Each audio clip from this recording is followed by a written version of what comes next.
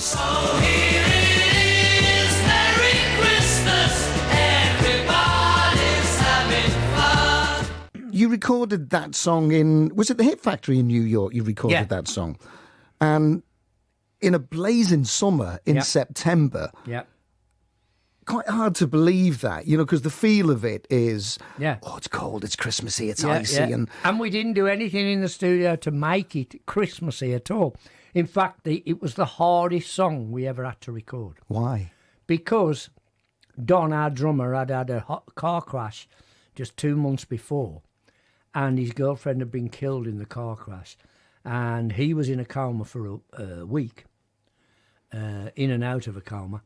And he was in a tent, when they put all the pipes in you and all that, in intensive care. And when it happened, they didn't give him 24 hours to live. And he survived. And 6 weeks later, the doctor said, if you don't get him behind the kit now, you'll never know whether he can ever play the drums again. Did he have to relearn? He had to relearn. And the trouble was, he had no memory and he had no taste or smell. He still has no memory or no taste of smell. Really? He can remember long term. He can remember 50 years ago, but he can't remember an hour ago. Really? Still.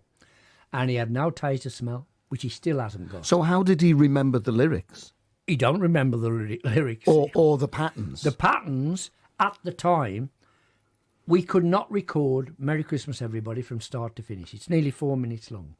He could not remember that. So we had to put it like a jigsaw puzzle.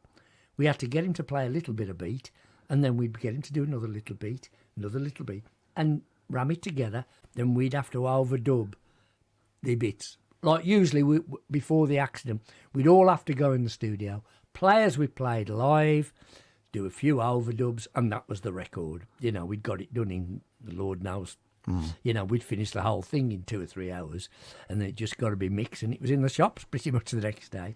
Or Merry Christmas, it was a long, drawn-out process because of him. That must have been frustrating for him, though, and for you, but you loved him. He was a brother in the band. Absolutely. And this went on for 2 or 3 years with all our recordings. It was the same. Merry Christmas happened to be the first one, and it was a complicated sort of arrangement, particularly for him, because he couldn't even remember the hits, let alone a brand new song.